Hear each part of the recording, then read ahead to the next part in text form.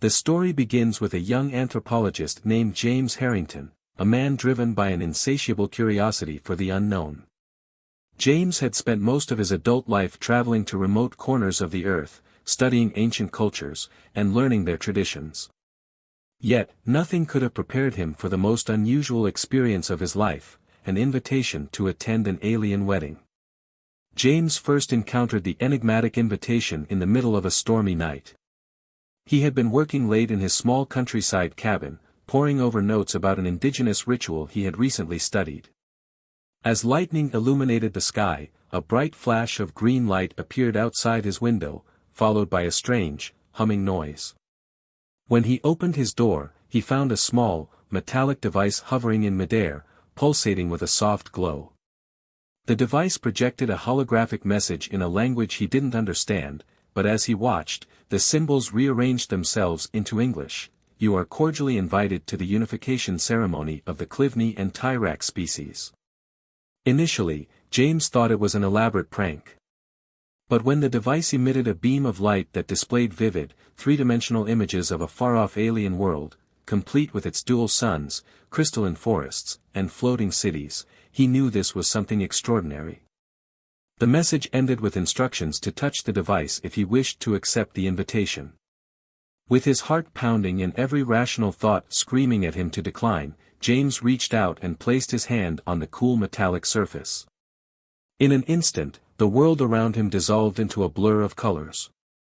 He felt a strange pulling sensation, as though he were being stretched through space itself.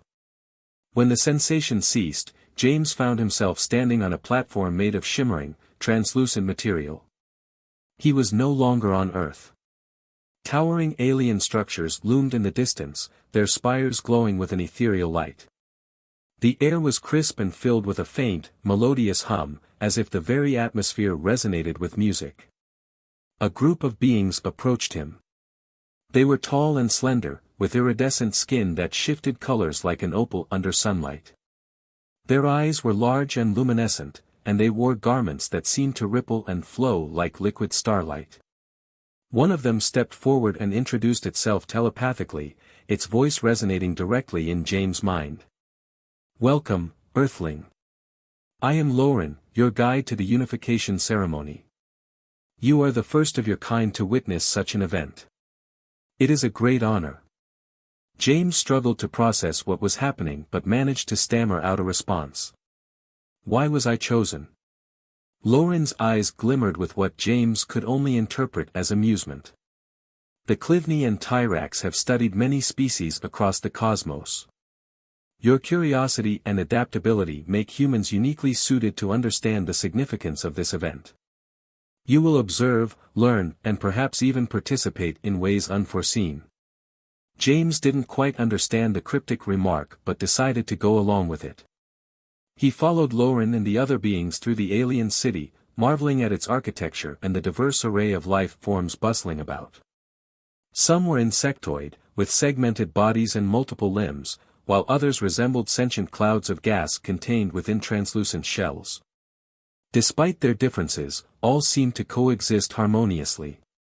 As they approached the venue for the ceremony, James felt a growing sense of awe.